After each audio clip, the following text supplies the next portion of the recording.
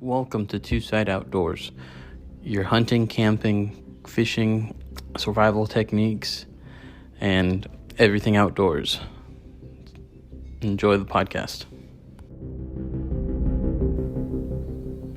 Hey guys, welcome to another episode. So today we have another guest that's from the Facebook group, the 928 Flathead Boys. I got Jeremy here. How you doing? You want to introduce yourself a little bit?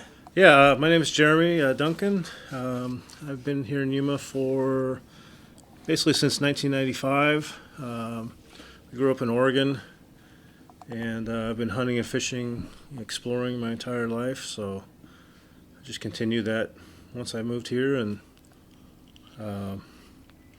still doing it now. That's pretty awesome. That's cool. Hunting, fishing. You hunt locally out here? I do. I hunt the Cofas for deer, and then I hunt up out of Flagstaff and 7 West for elk. Oh, nice. So, yeah. Cool. I still go back home to Oregon and hunt, usually every 3 to 4 years. That's cool. So, yeah, it's one thing I want to get into a little more out here. Do a little deer hunting and stuff. right. Yeah, there's some good mule deer out here. There is. They're finding them in the desert is definitely difficult. That's what I hear. Compared to like up north or, in Oregon, we used to see, 50, 60 deer a day, but, here in the Catfish, you might see, 2, maybe 10, maybe, I think 15 to 20. Different herd sizes. Yeah, it's hit or miss, and that's cool. Yeah. Luck of the canyon, I guess. Yeah, the little fingers in the canyon, yeah. Right.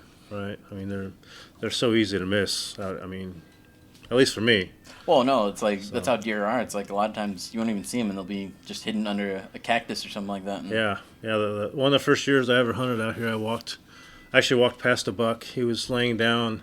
The only reason I saw him was I dropped my GPS and I picked it up and I saw him out of the corner of my eye. I was probably 15 feet from him, and he was letting me walk right by him. I mean, I would have never saw him if I wouldn't have dropped my GPS. I mean, oh, that's crazy, but yeah. So, but I like the challenge. It's I've had success in the desert. I've never killed anything big, but that day's coming sooner or later. No, yeah. So. Yeah, for me, it's like I haven't even cut my teeth yet on hunting yet. I've mainly been fishing and a little bit of like small game in California. Right. Just rabbits and stuff. Right. Yeah. There's a lot of coyote, a lot of rabbit hunting around here. Certain places, and definitely a lot of coyote hunting as well. Just got to kind of get out and. That's one thing that some of the other guys that I've talked to on Instagram and stuff, they've told me that there's some pretty decent coyote hunting out here. Yeah, there is. Call them in, and just kind of got to get out and get away from where people are. Really, is what I found works. Dude, I've heard them before over here on the other side of the Colorado, right there on Quishan area. Right. Yeah, definitely there. Anywhere like through Dome Valley. Some good areas back there to hunt them, especially if you can get a farmer, they'll give you permission. Oh, nice. Then you can, sky's the limit then. I've heard like a lot of the ag areas and stuff, it's like if they find like coyotes and stuff in their property and stuff, they section off certain areas. Yeah, they do, and any animal getting into the fields can be a problem with all the fecal. Yeah, that's the main reason. Things going on these days. I mean, it's a lot more like for the crops, there's a lot more, testing and the little regs and regulations and whatnot. Yeah. Yeah. With my previous job, we used to go test the canal water for E. coli and fecal coliform, and did a lot of work with farming. So there's a lot more regulations they have to go through now. That's one thing I've noticed from California to here, doing pest control and stuff. Right. Pest control, California is super regulated, super strict in California. Right. Out here, they could care less on how we're spraying, it seems like. Right. I mean, like a guy like me can go to different places in town and buy the stuff you buy, and I have no idea what I'm doing. It might be killing me, it might be killing the bugs. I don't know, but. It's like Tractor Supply. I know Tractor Supply sells a lot of the same products that we use. Yeah.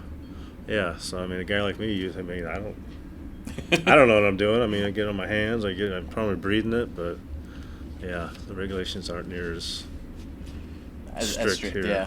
It's the same way really for I do water treatment, so our regulations are. We're getting close to California, but we're not as strict as they are by far. Yeah. So, yeah, for sure. Well, getting off topic there a little, but oh well. So getting back into, since you said you like exploration and stuff of things, what made you get into like checking out things like that, mines and areas? It's just like I'm really into history, so it's not just like I love going into mines, but I love the whole process of how they found the mine, the tools they used. Obviously, the tools in the old days weren't they are now. They had dynamite, but that was about it, really. Yeah. A lot of pickaxes and heavy labor. It's just very interesting, and then Yuma County has a lot of it. Yeah, that's what I've heard. Not just Yuma, La Paz, up to Quartzsite. This whole area is just full of mines and old places. 1800s, early 1900s. You can still find. I mean, you got to get out. You got to do some hiking and that's cool. There's a lot of. It's not just like some places like say Big Eye Mine. You can drive right to it just about and kind of see it. But a lot of those, a lot of the other mines, it's like it's drive as close as you can, and you're walking 8 to 10 miles a day looking for these mines that aren't named, that aren't very big. They didn't go in very far. Or so I know there's a few of them that are still out there, like a little bit farther past like the foothills area out here, but you need permits and stuff to go out there. Yeah, I mean, or like the ones to actually prospect. Oh yeah, definitely to prospect. And there's clubs that have like mining claims. If you're in that club, you can go prospect, whether detector or dry washing or whatever. So, because I know one of my uncles, he did that, I guess, at one point, because he used to live more towards Kingman. Right. And out there, or it was Kingman or like Mead Valley or something like that. That's out there, or Meadview, something. Is it? I don't remember. Not exactly. real familiar. I've been through Kingman on the Peace Trail, but I'm not real familiar. But yeah, he's out there and just roaming the desert and stuff, and he found a good sized nugget out there. Right.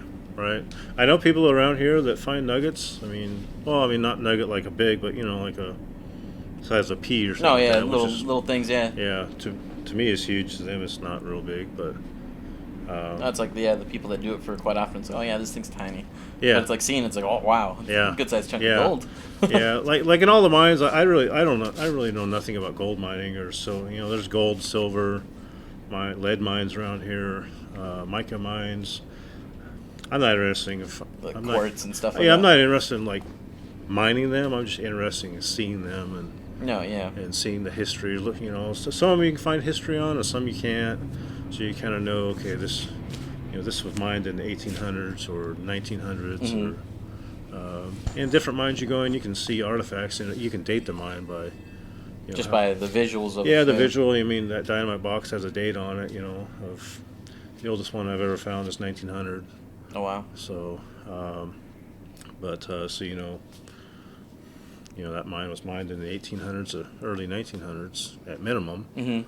So, if you can't find anything, there's a lot of stuff on the internet about, stuff. It's just you gotta get lucky and find the right page of research. Yeah. But because I know it's like I've been to one of those ones that's a paid one in Julian.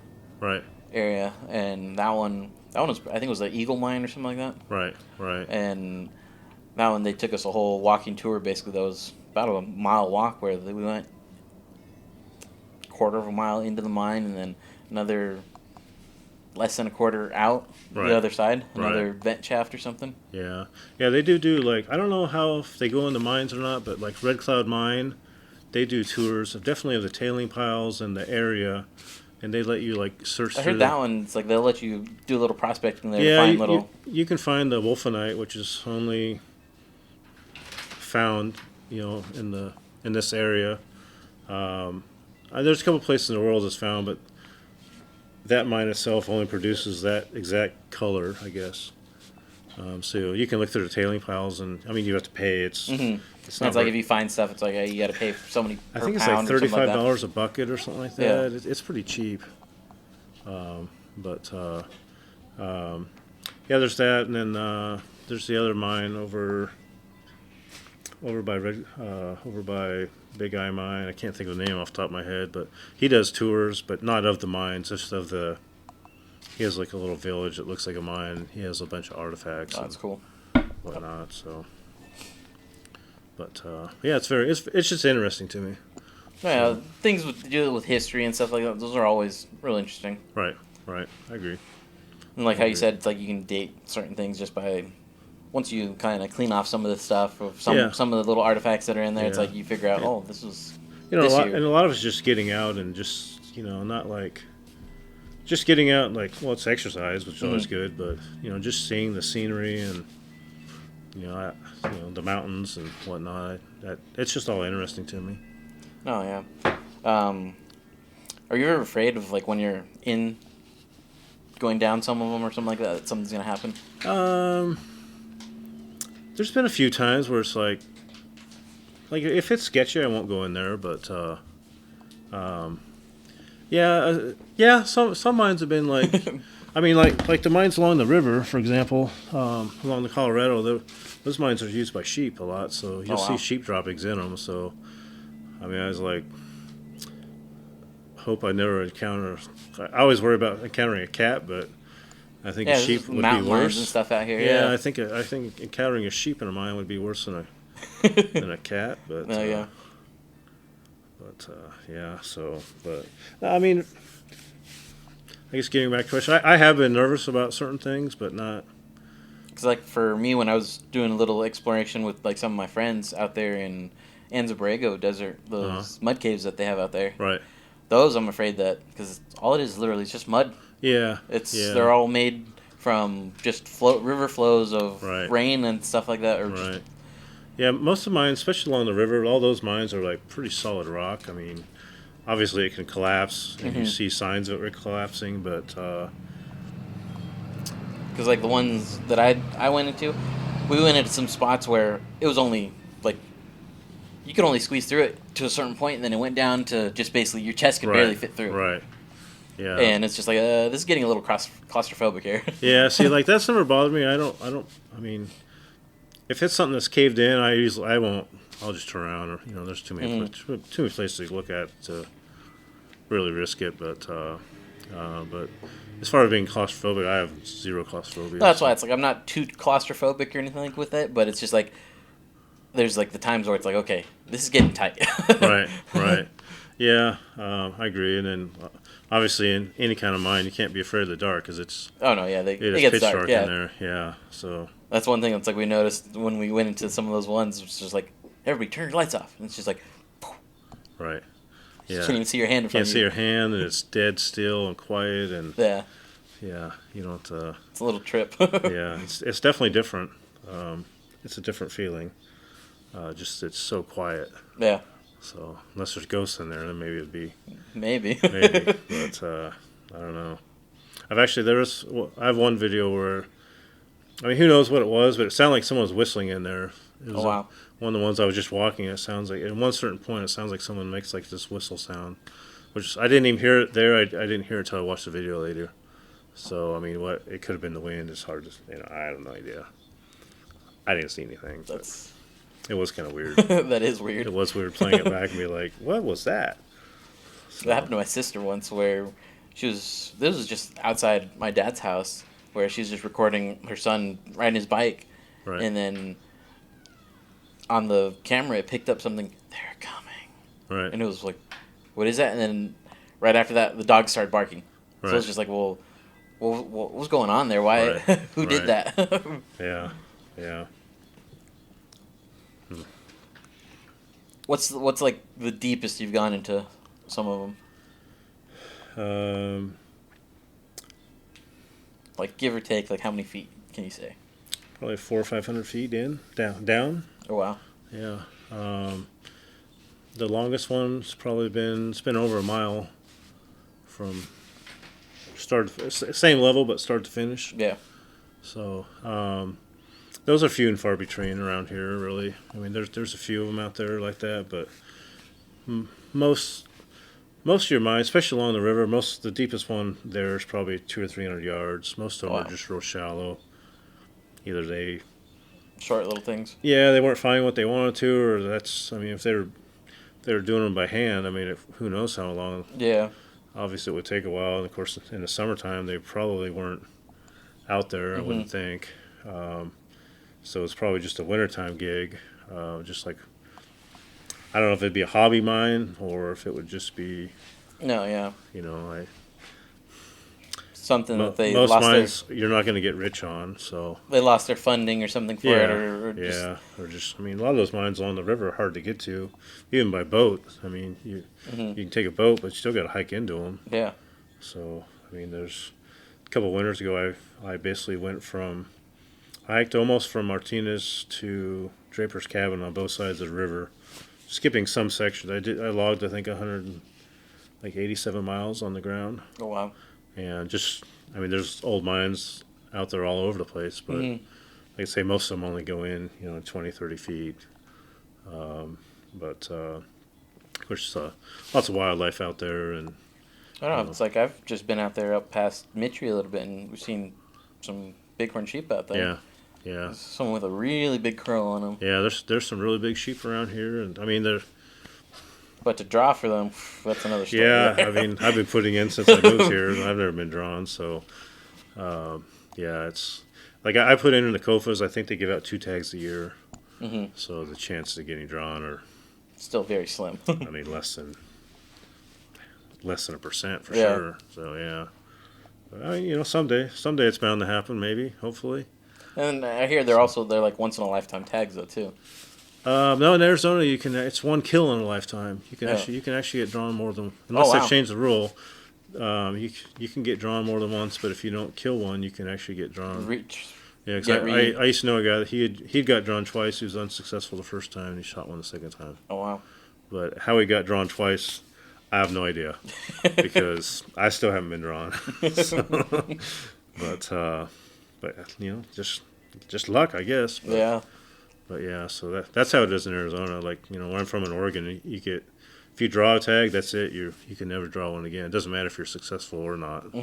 So, and then to buy a sheep tag is, well, I'll never be able to afford it. Oh no, I know. You can buy them at auctions and stuff, but they go for, $100,000 sometimes. I hear. Yeah, I've seen them as high as like $500,000. Yeah.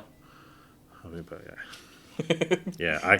Unless I win the lottery, that'll never happen. Yeah, exactly. So, but or it's like if you're part of like the Meat Eater crew and they do a lot of their. Yeah, something like that. Then that's a different story. But I'm far from it, so I'm a one-man show when I go hunting. So yeah. But, yes. So. Has it been pretty expensive getting into the mine exploring and stuff, or no? For me, yes. I mean, not really. I mean, I have a side-by-side and I have a boat. But see, those are like things that it's like you already had more or less. Yeah, for, so I mean, I didn't buy them for that, but I mean, I have bought gear to go into mines. It's not cheap, yeah, to go deeper in the mines for sure. I mean, I have like a rappelling harness and everything, and it's like I know that cost me like $50-$60 or something like that for a black diamond one. Yeah. Yeah, I just picked up a harness, and I actually bought a 200-meter rope.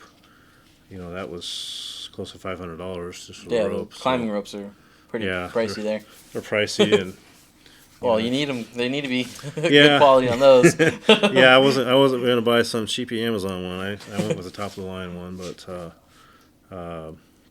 yeah, that gear's expensive. But just to go out in the desert and explore, I mean, it's just the cost of your tank of gas, really. Yeah. It just depends how in depth you want to get. So I want to get more in depth than I have been in the past. I mean, so it doesn't cost. I mean, just going out and hiking, and like I said, it's just a tank of gas, or 4-wheel drive is almost a minimal to get near most of them. The only one you could maybe get away with is Big Eye Mine. That road is. There's 1 or 2 sections that, it's a little iffy. Like your truck would make it because it has clearance. You could make it 2-wheel drive, but if you didn't have clearance, you wouldn't. I've already gotten this thing stuck out here. Yeah. But that was I've been stuck many times. that area, Schitt's Creek area. Oh, right. Yeah, Yeah. I got stuck in the sand right there. Yeah. Coming from Oregon, we didn't have sand, so it took me a while to figure out how to drive in the sand. And Oh no, it's like I aired down a little bit, but even then, this thing still, it's a 2-wheel drive, but what is it, negative traction? yeah, right. Where one wheel will, Right. when it gets traction or whatever it is. Right. So, I'm just like Yeah. sink. Yeah. So I get that, unfortunately. But well, if you ever get stuck, I'm off. You got my number. So for sure. No, yeah, I slowly want to upgrade that thing. I want to at least put a locker in it and kind of give me a little extra bit of a Right. boost there. Right. Oh yeah, for sure. For sure. Yeah, I mean, 4-wheel drive definitely helps. I rarely use, with the side-by-side, I rarely even use my truck anymore, but it's just so much handier I can ride right from my house to pretty much everywhere I go. That's cool. So, and, the longest stretch of pavement's, I think, 21 miles that I have to ride on. The rest of it's all dirt, so Nice. for the areas that I go. So, makes it nice. Have you ever found yourself stuck in one and couldn't get out? Stuck in a mine? Yeah. Or No. gotten to a point where No, I've never gotten to the Nothing? point where I've been, what do I do now? No, thank goodness. that's good. Yes. It's like knock on wood. Yeah, I mean, some places that, man, it's like I would like to, but yeah, I just, without any kind of ropes and stuff. Now that I have ropes and stuff, it'll be a different story because, you'll be able to either rappel or ascend up it. Yeah. So, no, thank goodness, I've never been stuck. So, That's good. yes, I'd probably still be there if I was. What are some of the interesting finds that you've found before? Interesting find. I think, Honestly, honestly, little artifacts or the most interesting find I've ever found was actually not in a mine. I found 3 of them that were quite interesting to me. Mining claims. So, in the old days, you'd go to 2 of them have Yuma's name on them, and one of them it's a California area. The 2 from Yuma were from Yuma County. One of them was along the river. It was a quartz mine, and it was dated 1929. oh wow, It was in the Prince Albert tobacco tin. That's what they would put them in back in the day. And unfortunately, when I took it out and unfolded, it was so brittle that it was just like, it just fell apart. yeah, I was able to take pictures of get the date and Yuma and the guy's name, and of course I looked him up and could find nothing. But I mean, I tried to put it back in the tin and put it back where I found it, but it went back in like small pieces. So I mean, it's worthless. Someone else pulls it out, it's going to be dust by the time. Yeah. If someone else ever finds it. It was a long ways from. I was up. It was below Picacho on the Arizona side, but getting to it from a vehicle would be probably a 30-mile walk. So it's really accessible by boat only. But Oh wow. and even by boat was at least a mile and a half off the river. So it was up there. But actually, the most interesting one I found was actually out. It was in the vicinity of Big Eye Mine. It was probably about a mile from the mine, and it had it was from 1933 in a tobacco tin. Surprisingly, the tobacco tin still had writing on it. It was they put them in big piles of rocks, and they usually put like right underneath the top rock. So this one was underneath 2 or 3 rocks, so it was just more protected from the rain, I guess. But I actually was able to pull it out, read the entire thing. It was dated 1933. And it had 2 names on it. One was Pauline Taylor, she was the last mine watchman of the Big Eye Mine. She passed away in the 50s.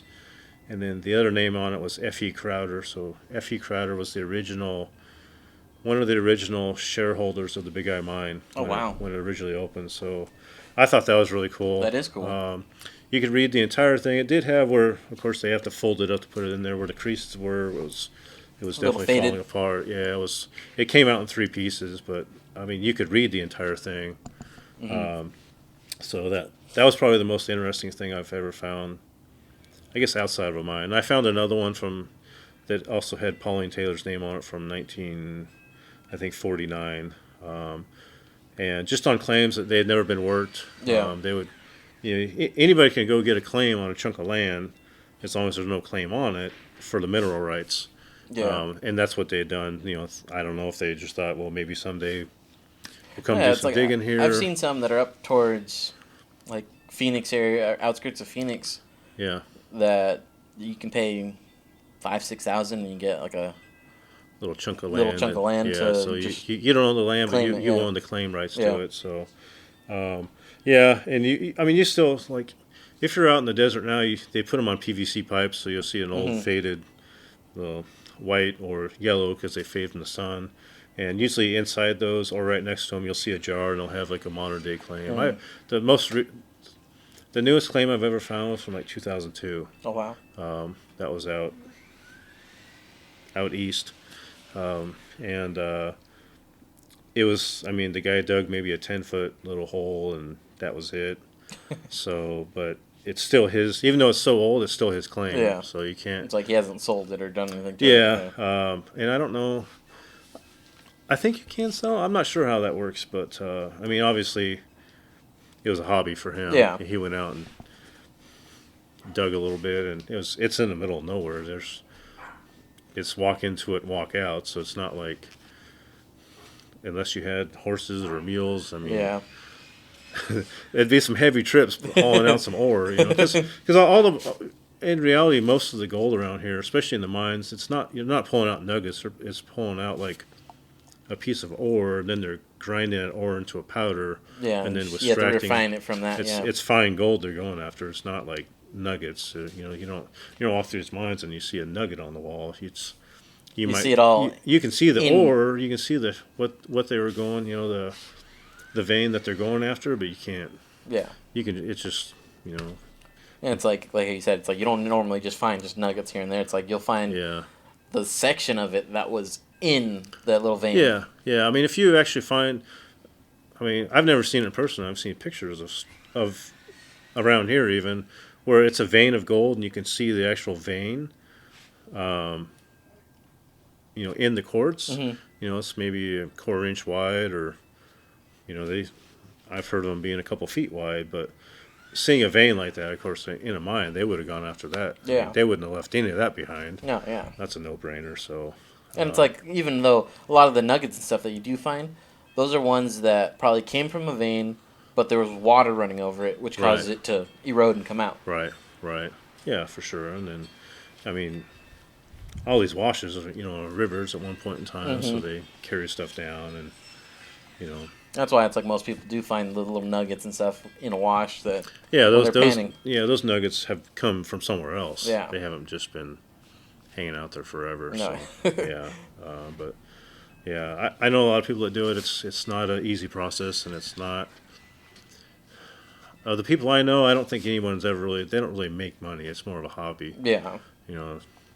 It's like I have a hobby of going and finding them and looking at them, and that's it. But their hobby is actually dry washing and Yeah.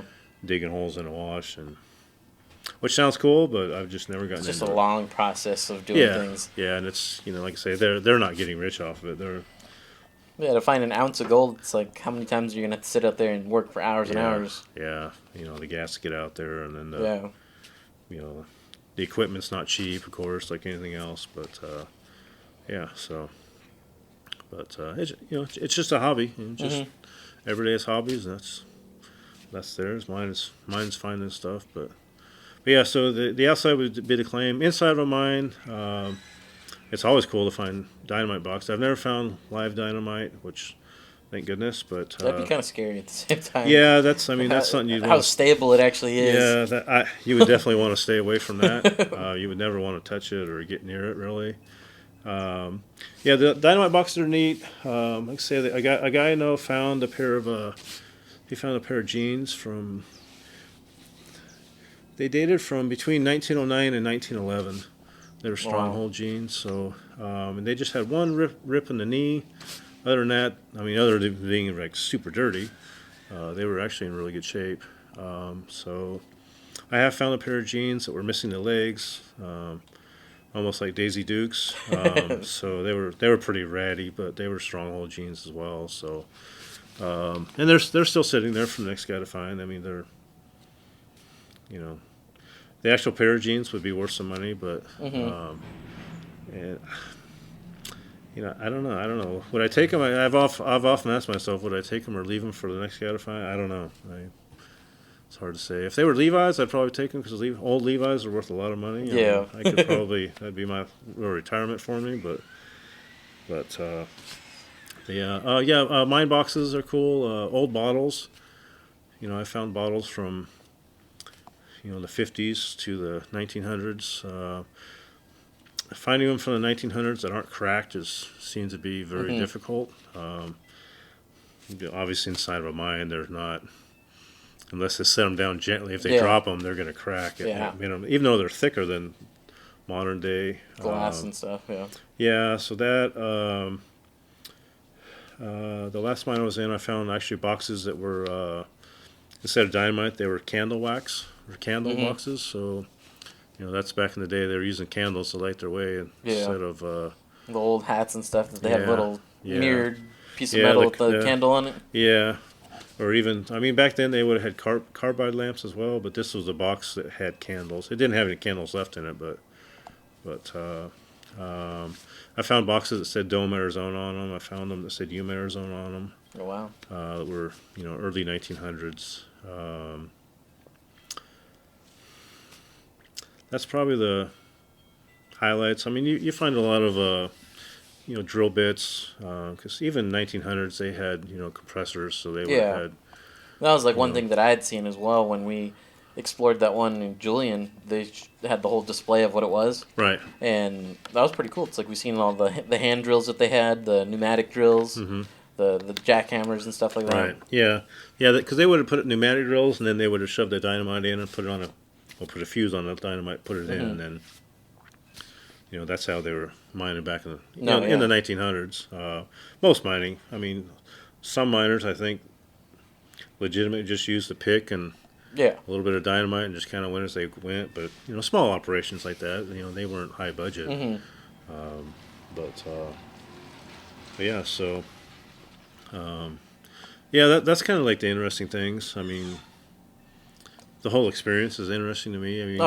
The one amazing thing is the carpentry. You walk in these mines and you see, they were using cottonwood trees back in the day around here, and just the supports that they made. Yeah. There's one mine that the cottonwood tree is probably like 2 feet in diameter. It's about 18 feet tall. Oh wow! It's like how did they get it? In there in the first place, carrying. Obviously it took lots of people, but how did they? It's just amazing because that was all done by hand. That was done by hand. Yeah. They didn't have pulleys on the, above them or whatever. I'm sure they had some kind of something, but that's crazy. It's hard labor, but the whole architecture is interesting. So with seeing stuff like that, basically using that as like structure support kind of things. Yeah. I'd be afraid of that because of what this area and certain areas around here are known for with like the line of work that I do, pest control. Right. Because the termites. Right. I've never seen signs of termites in a mine. Sure it's possible, but if you get in a bigger one, deep in them, it's like... Yeah, I wouldn't see, I guess, maybe so far deep down. Yeah. I guess maybe it would be more towards, like, the surface area. Close to the surface, the only thing, you get, like, the sun baking the wood, drywall, kind of rotting, but I've never seen signs of termites in... I'm sure it's happened, but I've never seen signs of that.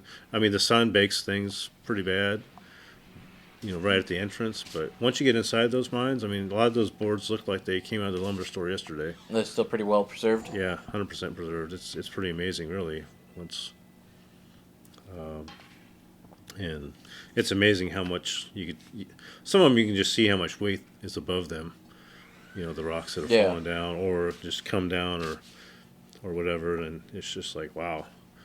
It's holding that. the carpentry and some of those, how they, they didn't know the things that we know nowadays. They probably knew more, maybe because just the architecture inside of them is pretty amazing.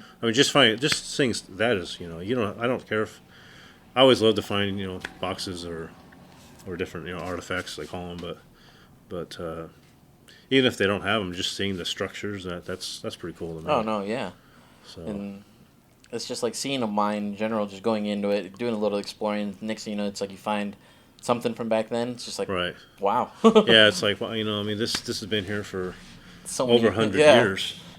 So it's pretty amazing. It's pretty amazing to think that this is what like you find old tools occasionally, or like say the carbide lamps that just looked like one of those silver doctors things, and it just had a flame coming. It's just like I'm down there with a huge I've got a couple different headlamps I rotate and some flashlights, and I can light up the night underneath there, but then you turn everything on low, you put your flashlight on lowest setting, and you can't hardly see. It's like that's probably 10 times what they had. Yeah. So, Well, it's like if you just take a lighter with you and you just turn that on, it's like, yeah, what can I see? You can maybe see enough to walk, and that's it if you're lucky. But so I mean, it's just amazing to think. To me, it's amazing to think just of what they went through and how I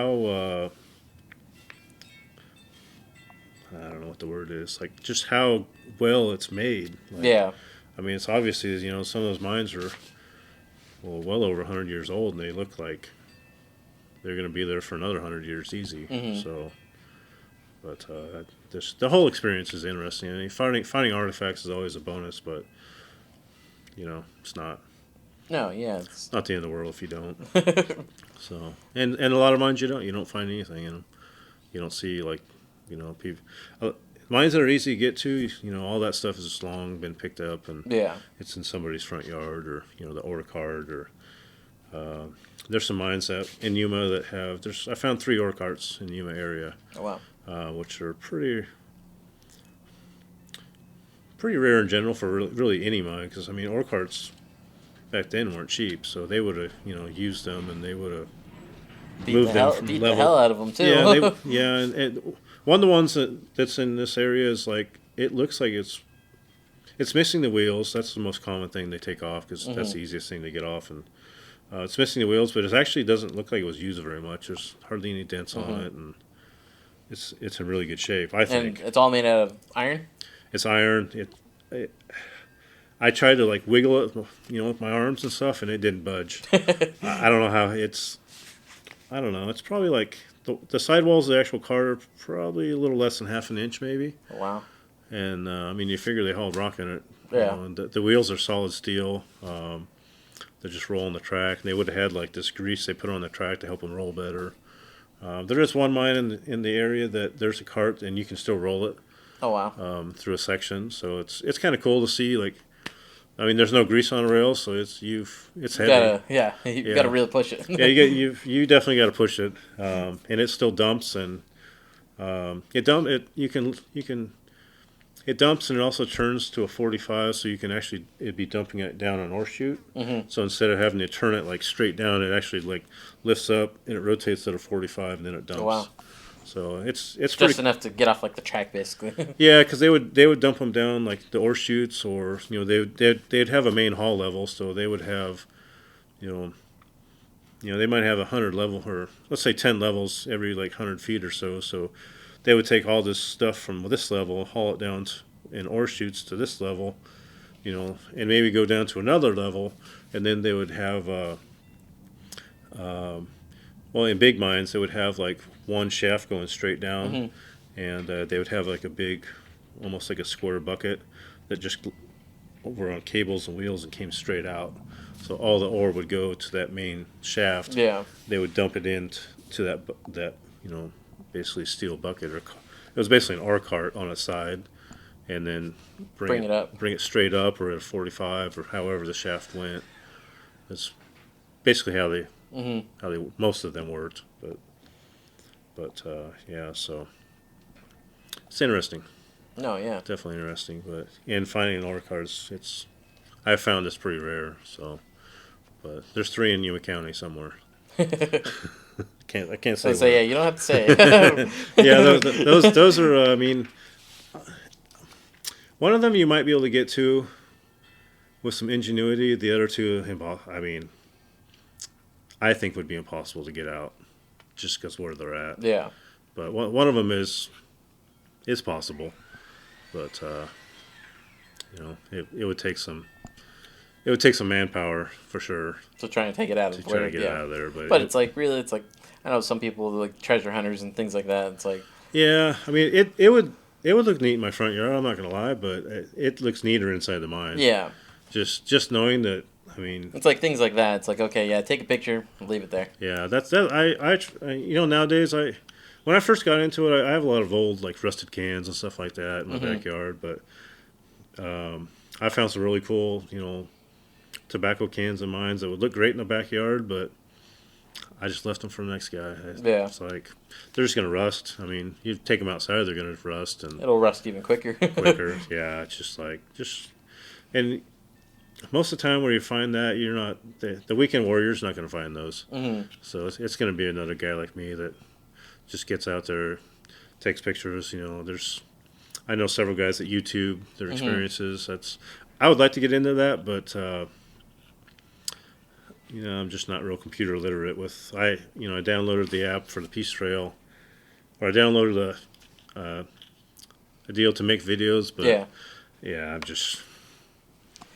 See, I'm still trying to figure that out. I got a little GoPro and everything that I want to kind of use that a little more to whenever I go fishing. Right. But it's just like the battery life on those doesn't last very long. Yeah. Like when I did the Peace Trail, I have the Hero 10, so I bought like 7 batteries, so I can charge on the fly. But yeah, they 45 minutes and they're. Yeah, depending on what quality of it depends footage. how hot it is too. If it's that too. The hotter it is, the shorter they last. So yeah. But yeah, I would love to. If I could figure out how to make the videos and like put them on the computer and like edit it. The editing is what. That's stitching them all together. And it just. That is a long process, I can tell you. Yeah, because the one guy I know, the last video he did was like 30 minutes. I think it said it took him 8 hours to edit it and put it together. I was like, that's just, I don't know. Yeah, because it's like it's cool. The video's really cool, but man, 8 hours to, I don't know.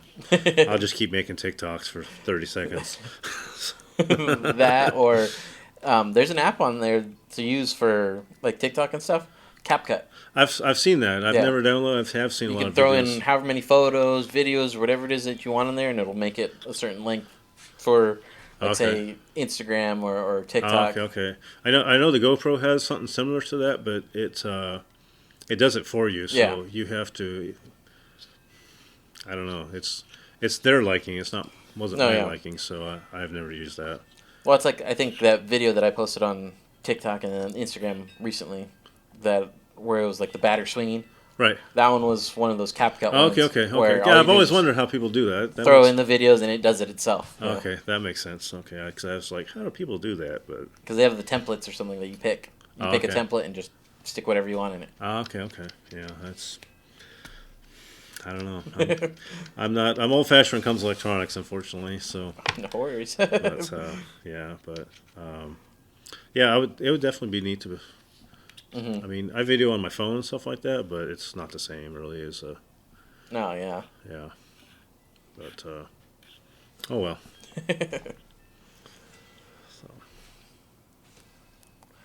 So now to go on to a little bit of a different topic, fishing and stuff. What got you into fishing? I grew up fishing. I grew up in Oregon, and we lived, we lived a mile and a half from the Deschutes River, which is. It was kind of like the Gila River here, maybe a little bigger than that. So I just grew up fishing my whole life. So, and then when I moved here, it was totally different. The bass fishing is different here. The technique is totally different than what it is in Oregon. And then I didn't really fish for catfish in Oregon, and we had channel cats, few and far between. But it was mainly bass, smallmouth bass, and trout. We did do some steelhead fishing, salmon fishing when they ran for the winter run. But so when I moved here, it was definitely a change. I was like most other guys. I fished on the bank, and some spots were good, some spots were not so good. Yeah. Bank access is horrible around here. I mean, Mitri Lake is There's a lot of overgrowth around a it. lot of And overgrowth. some of it's and, very you know, steep off the edge. Unfortunately, in the wintertime, the winter visitors camp in those spots, so the access is even worse. I noticed that with Fortuna. Yeah, Fortuna used to be really bad because they used to camp like right on the water. I think now they're supposed to stay back. They put rocks around it now. Oh, okay, yeah, because they used to camp like right on the, 10 feet in, and you just couldn't get access. It's like, they weren't fishing; they were just. When we first moved out here, I went out there a few times, and that's where I caught my first channel, one of the ones that they stocked there. Right. And it was funny; it was off of trout bait. Right. Right. Garlic trout. Just put it in, didn't expect it, and was like, cut it off a trout hook too, just tiny little hook, Right. barely hooked in the corner of the mouth. Right. Right. And their snowbirds hadn't came in yet, and it wasn't until I think I went back again in December or January, Right. and crowded the whole way around. Yeah. Yeah, that's unfortunate. I don't think they enforce the 14-day camp limit. Oh no, those people The were way there they do, they're there the for entire a couple winter. months or more. Yeah. Yeah. So yeah, it was definitely frustrating fishing from the bank. The canals. I catch a lot of channel cats. Smaller ones. Maybe not a lot, but enough to keep you interested. Yeah. And then Well, see, it's like for me today. That was my first time catching channel cat, wild ones, I guess you can say. right. From the canals. Right, right. Yeah, so I did that for a long time, and then my first boat was a 12-foot. It was a Grieger aluminum boat, and I think it had like a 3 or 4 horse motor. I mean, I was the slowest boat on the river, but I started putting in at Fisher's Landing, and I would just go. I hit Martinez Lake first, and then I ventured onto the river, and I've had a boat ever since, really. And just obviously on the river, you can fish wherever you want, so you don't have to worry about access because you're on the river. I've done good. My max is 55 pounds for a flathead, so which unfortunately it was back in the time when I used to catch and keep. So, nowadays I catch and release anything over like 20, 25 pounds. I normally release just to let them go back to breed and stuff like that. And I don't need a lot of fish anymore, so not a big deal to me. But Well, it's like for me, it's like every once in a while we'll eat fish, do a little fish fry or something like that. But Right. It's not often. yeah. I mean, I have no problem with people catching and keeping whatever they catch. I mean, it's they bought the license, so No, yeah. that's their right. So. Same thing. It's like when I was talking to Joseph about it. Yeah. About the catch and release or catch and keep. Right. And he told me very, very similar, the same thing. Yeah. I mean, when I first moved here, I kept everything. I even ate a carp once. I wouldn't recommend that. Personally, I just thought it was horrible. But I did. I tried one. It was a pretty big. It was over 20 pounds. Oh wow. And it was just horrible. I mean, I ate it because I don't like to waste food, but it was horrible. It was just bad. But yeah, the 55-pounder, I kept it. It was basically went from my chest, and it touched the tail, barely touched the ground. Oh wow. And then of course, I don't know. There might have been some alcohol involved. My head fit inside of its mouth pretty easily. So I used to have a picture, but unfortunately, I don't have that anymore. Or maybe fortunately, I don't know. But It's somewhere. yeah, that was upriver above Picacho. Unfortunately, that hole's not much of a hole anymore, just because of the way the currents changed. So I think that summer I caught 7 fish over 30 pounds. Oh wow. In that hole, but that was also like 15 years ago. I don't think there's either not as many fish in the river nowadays, or they've just gotten smarter and adapted to. I really don't know. I think it could be like the fishing pressure. I think too. the fishing pressure is totally different than it was. You used to go upriver, especially at night, and never see a boat. On the weekends even. Yeah. It would be rare to see a boat like above Picacho. I usually fish from Picacho to like Walter's Camp area. See, I still have no idea where the heck you're talking about, really. Okay, Because yeah. I'm still fairly new. Okay, yeah. So like from Fishers to Picacho is probably about 8 to 10 river miles, I'd guess, and then Picacho to Walters, I think it's like 48 or 50 river miles, something like that. Oh, wow. It's a ways. In my boat, it's about 4 hours one way, but my boat doesn't go very fast either. So I have a pontoon. I top out at 19 miles an hour going upriver, so empty with just me in it. When I went last weekend with Lugo and Alfredo, we were averaging about 15 miles an hour. So it takes it took a while to get there, but and I there is still big fish up there. Last year, the biggest fish caught on my boat was 38 pounds. That's still decent Got sized three fish. that were over 30. So Those are still decent sized fish. yeah, there's still big fish in the river. I mean, I wouldn't be surprised if the record came. I think it's in Bartlett Lake right now, but I know there's big fish in the river. I used to know a guy that he caught one that was, I want to say like 63 pounds. So he caught it and released it. He had pictures of it and the girth, and it was, I mean, the pictures of him holding it. I mean, he was shorter than I was, but it was up to his chin. It was just kind of holding it, or maybe another guy was helping him. I can't remember, but it was just huge. He caught it just above Picacho. It's probably 10, 12 years ago, but yeah. So there's big fish out there, and just if you ever get a chance, the river's just the access, because you can fish from. No, yeah, it's like one of these days you don't I have to want worry to take about the tulies. my kayak out and go out there.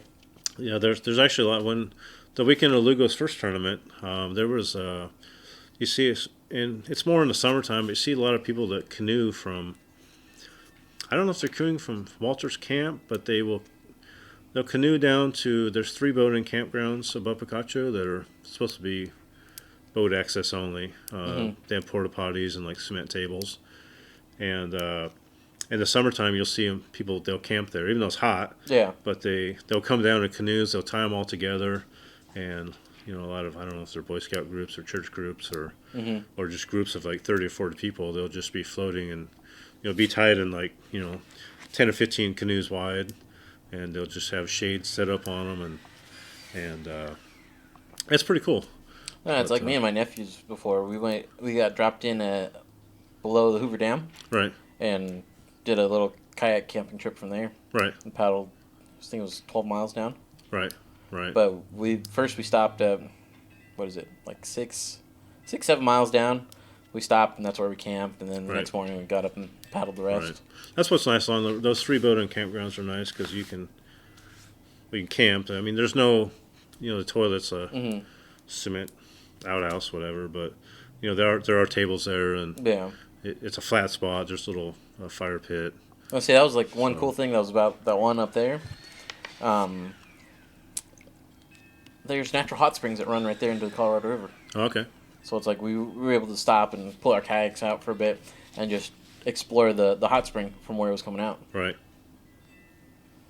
And just like seeing that and stuff, that was pretty cool because it's just like natural hot springs. Right. Just chilling that for a little bit. Yeah, that'd be cool. But that water up there is ice. Right. I'm sure. Yeah. The water down here is a little warm, especially in the. I mean, it still feels good in the summertime. I think. No, yeah. But yeah. So. There goes the train. Yep. So. But yeah. But if you ever get a chance to go to the river, I mean, it's. No, it's like it's cool. We always go. What is it? First weekend of August, we take off to go to right there. We drop in at Schitt's Creek. Okay. And right there to West Wetlands. Right. Yeah, that's that's become hugely popular. The float down that they do. Yeah. That's a cool little thing. I've actually been in that section on a boat before. I've never floated, but if my little aluminum boat I used to put in upriver from Schitt Creek in a little area, and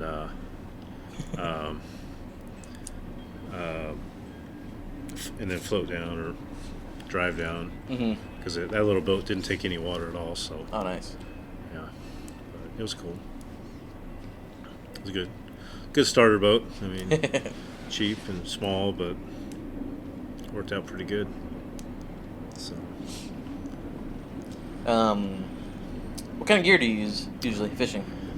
Fishing like flatheads. I like the Muddy River rods. I mean, you can get away with using for years. I would just use, the. That's what I basically have Walmart brand. Yeah, I had the, I had some from like Oregon that were like older than I was, like steelhead rods. I used those. My biggest fish I caught on a steelhead rod with like 25-pound test. So I mean, it was, that rod was older than I was. So, but I like the Muddy River rods. I've been using those for the last few years, and I've always used braid since I started catching fish regularly. Larger fish, yeah. Larger fish. I went to braid. It's just you don't break off as much. That was like today. I had a 30-pound leader Right. on a treble Right. connected to the braid, and think first pull to set the hook. Right. Wow. Yeah, I like currently I run 85-pound braid and I use a 100-pound leader. Oh wow. So, but it'd probably overkill. But someday I'm. Well, it's like for me, I've been using 50-pound braid, and then I use 30-pound leader every now and then, or otherwise I just go with whatever it was set up with, or use a steel leader. Right. Yeah, I've tried steel leaders. I mean, they work. I mean, I don't know. I've been using the heavy braid and heavy leader. I mean, I think 100 pounds, like, well, if I ever catch that monster, it'll probably be worth it. But yeah. It's probably a little overkill. But I mean, I think anywhere from like 50 to 80 on the braid, and then 30 to maybe 80 on the leader would be more than adequate around here. But like I say, it's overkill. But I mean, it just all depends on your rod and how you can lighten that drag and make it a fight, or yeah. Well, usually it's like you kind of want to tire the fish out a little bit before you just pull it right in. I mean, I love catching fish, but I like I think bluegill are the funnest to catch because I catch them on an ultralight pole with 6-pound test, and I have the drag set. They're taking line the whole time, and they fight pretty good, and so. I've seen some people put out some little slabs of bluegill out here before. Yeah. Last year I caught the biggest bluegill I've ever caught, which was maybe the size of the plate or so. Maybe. Yeah, good little pan size, yeah. Yeah, it was big. I mean, the ones I was catching last weekend they're bigger than my hand, so I don't know what's that, 8 to 10 inches long-ish, somewhere in there. So, but yeah. That's pretty much, I like the circle hooks. I like the big river hooks too. I've had luck with those. Before Lugo came along, that's all I used was big river hooks. You got to set the hook with those. The circle hooks, circle hooks are nice for the newer person because you don't have to worry about setting the hook. You just pick up the rod and start reeling, and it just hooks itself. Yeah. So, but I guess it would depend on like the size of hook though too. Yeah. I mean. It would just that'd be true. I use like 10 and 12-aught hooks, but when I first started fishing, I was using small, not big hooks per se, but so you can still catch them on small hooks. So fish don't care the size of the bait. I don't think. So whatever they can fit in their mouth, more or less. Yeah. I mean, I've caught fish off of. I've caught big catfish off of worms before. When I first started fishing the river, I used worms. I didn't realize people use bluegill for bait. So, I used worms, or I'd buy fish from Food City, or stuff like that. No, yeah. I didn't know that bluegill was I didn't realize that was a good bait choice. Yeah. So I've caught one 30-pounder. It was over 30, a little over 30. It was on worms. Oh wow! I just had 3 or 4 worms on not a real big hook either. I mean, probably a 5-aught hook or something like that, and it worked. I mean, as long as it works, yeah. So I mean, you never know. I mean, that's a good part about fishing is you don't have to use like fancy gear or fancy bait. Worms or. I mean, there's so many artificial type of things, stuff like that. Especially if you're fishing for a channel cat, stink bait. That's fairly simple. It's like I've let shrimp sit out for a few days and use that. And I used to do that. I used to use I used to make concoction with one thing that works pretty good is chicken and cherry Kool-Aid. Oh yeah, yeah. So I used to use that and just let it sit in the bag and kind of get, you know, so it wasn't so good, like rotten basically. Let it spoil a little let bit. it spoil a little bit, and use a treble hook on something like that, and you would catch fish. So That's like one of my cousins. He would always tell me things like that, saying get some marshmallows and garlic and Kool-Aid and mix it all together and Right. use that as a catfish bait, Yeah. or hot dogs and garlic and Kool-Aid. Yeah, or, I mean, if you're like targeting carp, corn works. Yeah. It's probably about the best, maybe the only thing you can really use, but probably the best No, thing it's you like can use. Lugo was telling me something about that as well. It was like, Yeah. get some carp and some Kool-Aid or something like that. Right. The cornmeal and stuff, and Right. just make yourself a little Make a little dough. dough ball, or yeah. I mean, that's a good thing is you can get into it cheaply, or you can. Yeah. It can be expensive. I mean, my rods and reels weren't cheap, but luckily I'm at a point in my life where I can afford some nicer things. So that's just what I use. But yeah, that's the good part about fishing. You can go to Walmart and buy a $10 setup and catch a Decent sized fish off of that. Yeah. fish. Yeah, I mean, when one of my daughters was young, she had one of those little Snoopy poles, and she caught a channel cat that was, I don't know, it was close to the same size as she was. I mean, so what's that line, like 3-pound test, or Usually, yeah, it's like I don't know how 3 or 4 she pound, got it in, but it came in, and it's like, well, it was that was actually at the wetlands park, the West Wetlands Park. Mhm. So just trying to catch bluegill and stuff, because you get out of school, that's what Oh no, that's how you keep your kid. Well, at least get them hooked I on kept stuff. my Yeah. kid, more because you could catch them every cast. So Mhm. it just happened to be that one cast she caught a channel cat that was. Oh yeah, and that was like recently for me. I caught like my limit of bluegill at Fortuna, Right. just with bread. Right. Yeah. Fortuna's a good place to catch bluegill, or actually, if you're on the, I think here the east, like the northeast end of Fortuna, you can jump onto the Gila right there, and there's a little spot you can catch bluegill right there as well.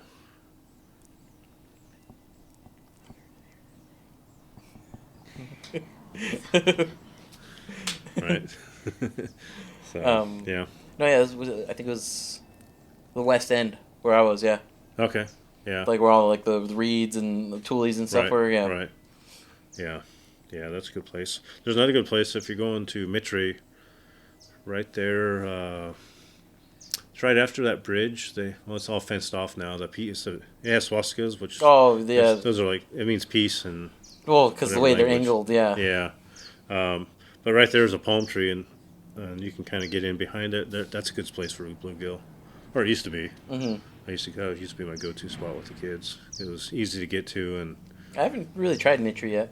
yeah. Like, I've passed by it a few times because we were looking for an area to swim, but it was just like, there's not really any areas to swim. Yeah, there. Mitre's so muddy, and Yeah. there's so many weeds fly. I don't know. I probably wouldn't swim there myself, but you see people doing it. Yeah. So, yeah.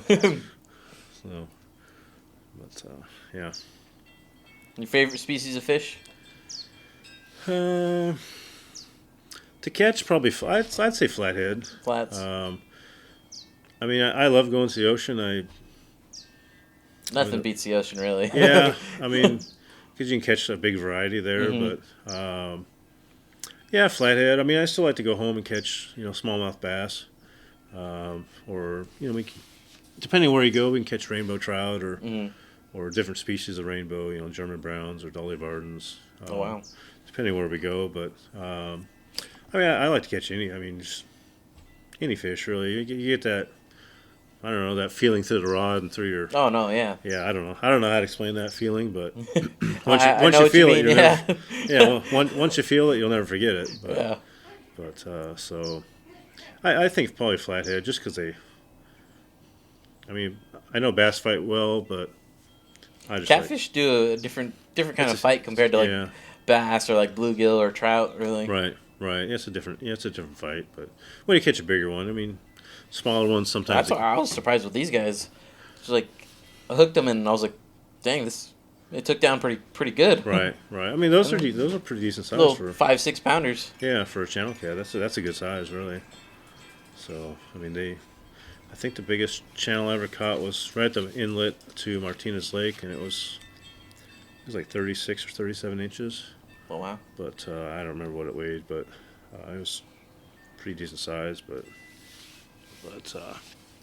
yeah, I mean they fight good. So What are some of your go-to baits? on the river, I only use bluegill, Live bait, really? live bait or cut bait. This last tournament of Leslie's, I used only cut bait, and I used live bait and I didn't catch anything, but I only caught fish off of cut bait. Mm-hmm. So Switch it up here and there. I do. I've started. Well, ever since I've talked to Kuhn, and he caught all those fish last year on cut bait only.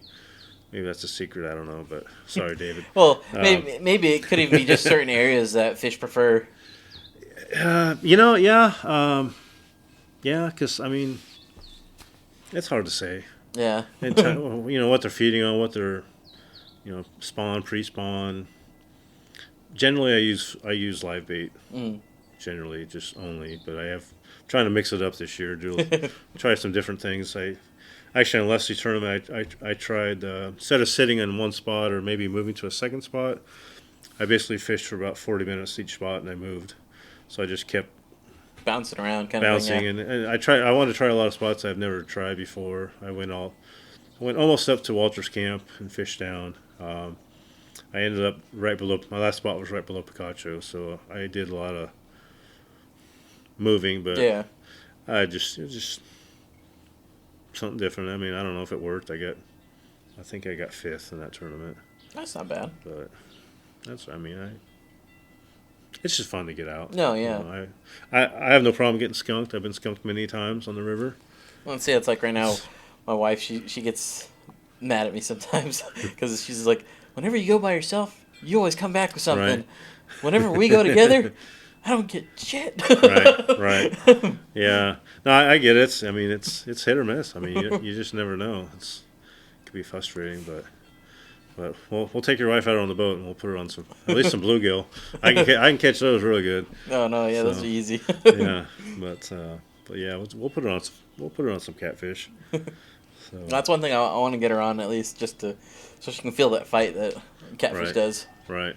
Yeah, I mean, you get one over 20. I mean, it feels different. And, yeah. And of course, the heavier they are, I think I have caught some bigger catfish that didn't fight very much, but for the most part, the bigger the fish, the fight is definitely, even if you have your drag set pretty tight. I have my drag set pretty tight. Like Joseph, he has his pretty loose. Mine's way tighter than his, but see, for me, it depends.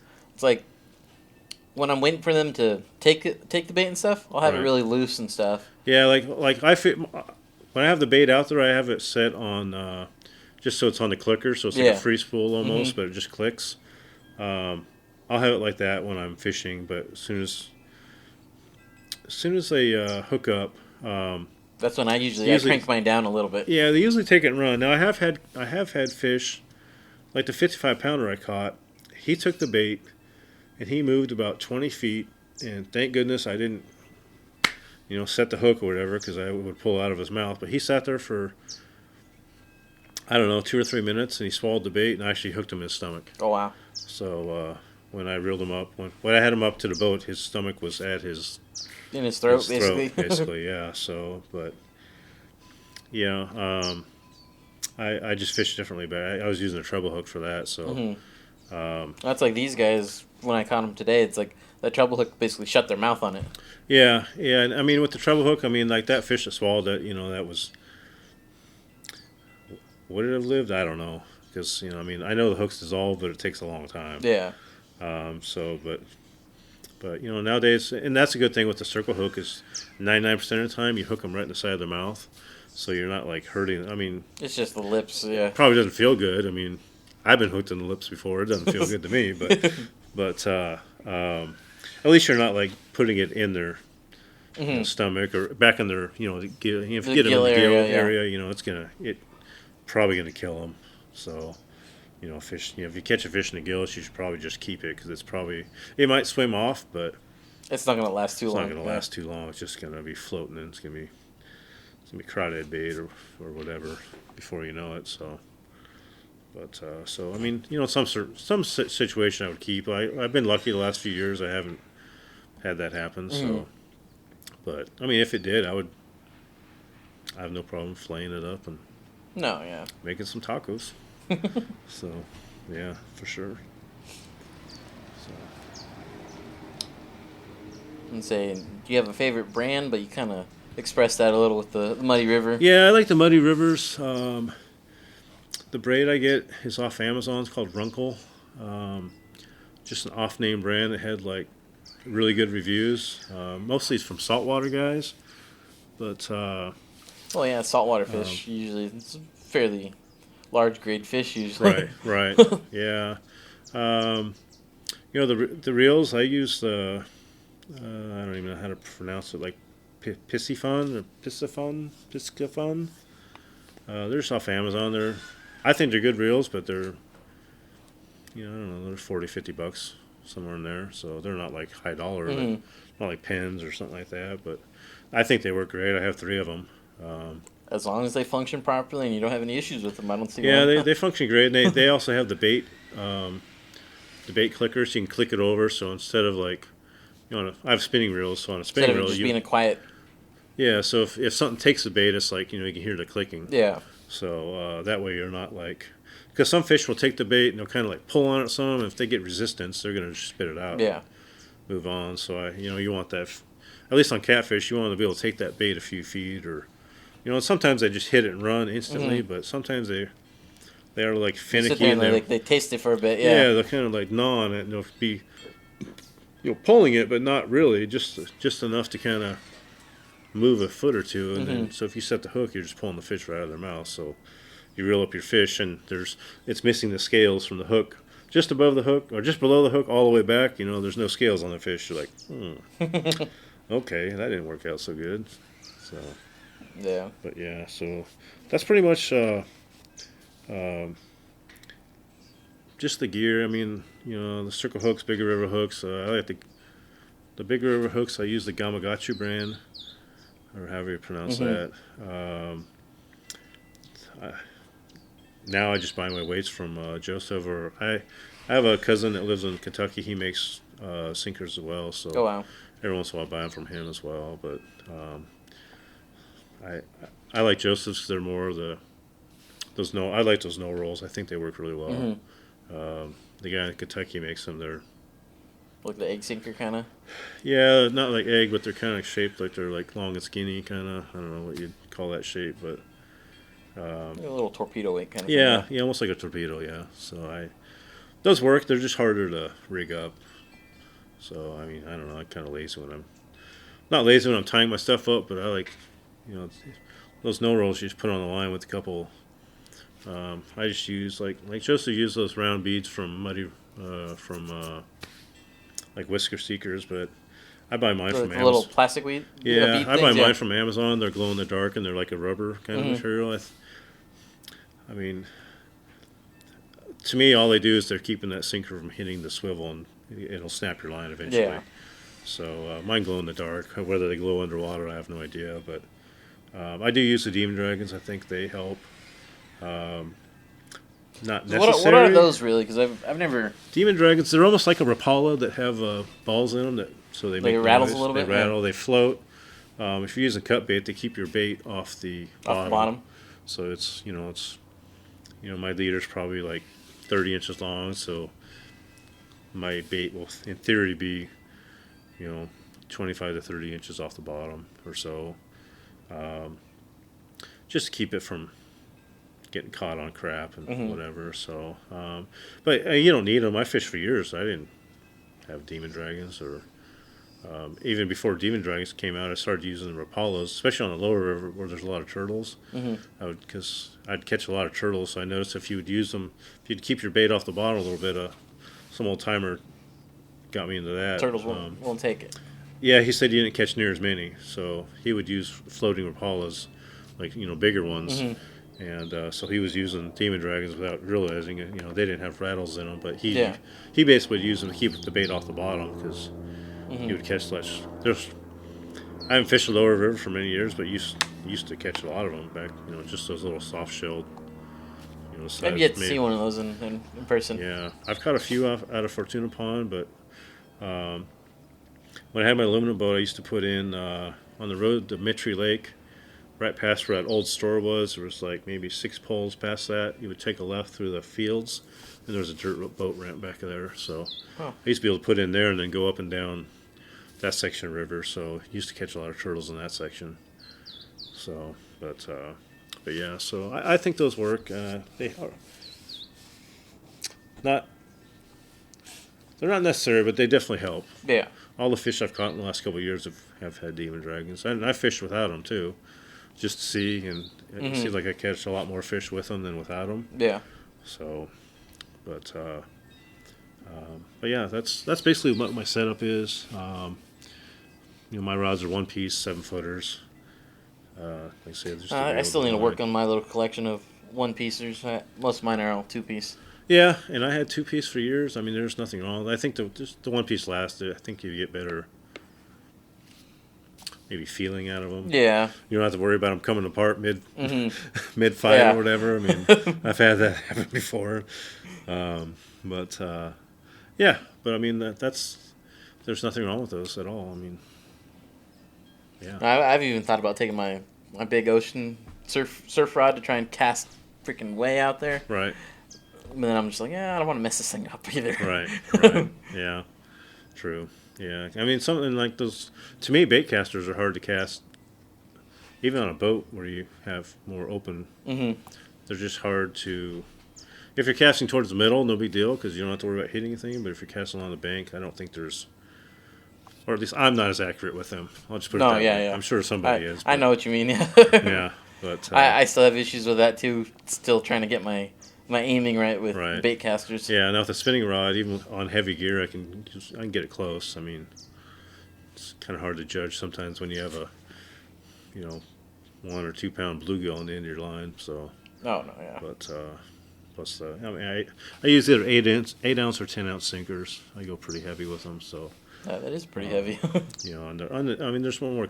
Depending where you fish on the river, there's a lot more current, of course. Mm-hmm. I try to fish those back eddies the most, just to get kind of the water swirling, and you don't get as much weeds. There's a lot of weeds floating underwater, so on the main channel. So I try to fish those little, not big eddies, but like where the water comes over around the point. So you shoot Get back up in that point and kind of get in that little area there. It's kind of if the water's swirling, that's even better. So it's kind of just mixing that up. Yeah. Getting some feed up in there, and then so that's that. And I also use quite often. I use I have a green light, an LED light that's on like a 20-foot cord, and it sits around the bottom, so just as a bait fish attractant. Mm-hmm.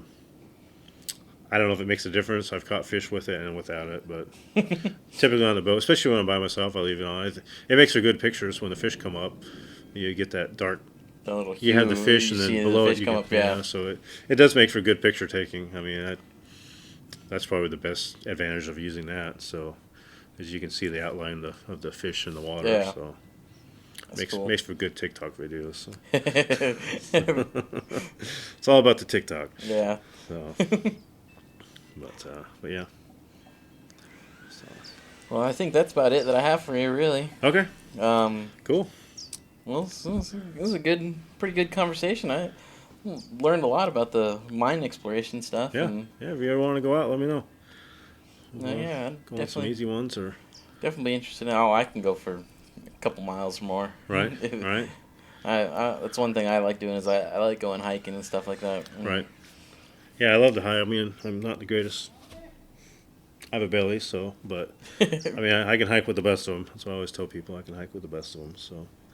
Yeah, it's like recently, me and my wife, we went up to Telegraph Pass. Oh, right, right. That was a pretty good hike. Right. It wasn't too bad, but it was steep. Yeah, the hill itself is steep. It's actually cool. If you park in the upper parking lot to the left, there's a trail that actually takes off a little bit. I heard that there's a few more trails right there that's like it'll kind of curve back around up to it. You can actually make one big loop and come out on the top where the road is. I can't remember how many miles it is. I could tell you. I could look it up, but There used to be a flag up on. You would see it from the long straight stretch between the parking lot and Telegraph. Used to see a flag up on the hill there, but it disappeared. I think last year. Well, here recently, I think we So- seen there was some sort of a flag or something like that. It might be. Someone might have put it. Put it back, yeah. I put one up one year. It was pretty much just shredded. So a buddy of mine went up there and replaced them, and they were there for at least a couple of years. But last year I didn't see it. So I mean, it either got taken down because the wind whips up there. It's Yeah. It's right on top of one of those hills. There's actually a ammo can up there with it's a tribute to I think it's somebody in the military that passed away. It's a tribute. I think that's what it's from, if I remember right. But there's a bunch of stuff you can sign and write little notes or whatever. There's Yeah. there's different mementos in the can, like dedicating it's whatever to that person. So, That's cool. but that's pretty cool. That hill it's steep uphill one way and steep downhill to come back. Yeah. If you do but it's a cool trail. So it's not really like it's a trail, but it's like a donkey trail kind of. It's not really like a Yeah. telegraph fast trail. It's not real heavily used, but That's it's a cool route. I like it. yeah, it's a little off the main path, I guess you can say.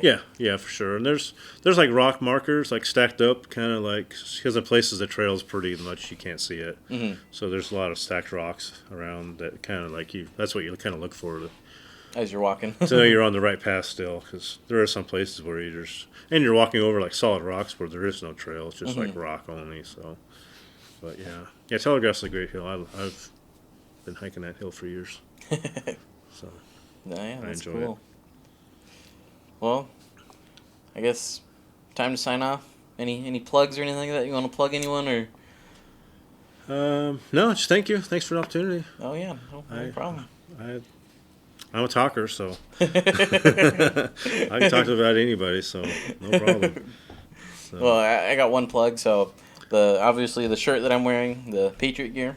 So you guys just go check it out. Officialpatriotgear.com, and then just use the code 2side10 for 10% off. Sweet. And then I guess just another shout out to 928 Flathead Boys. Just go check them out. Join the group if you're in the Yuma area or anything. yeah, I think that's the best group, at least for getting knowledge. Yeah. I mean, you have the Yuma Fishing Forum, but some people ask questions and get a lot of like trolling and stuff. I think that's a good thing about Joseph's page. Is just he cuts all that out. So No, yeah, that's for sure. yeah, so his page is I think the best in Yuma. Yeah, check them out on Facebook. Other than that, I don't got anything else. That's all I got. Cool. Well, that's it. We'll see you guys next time.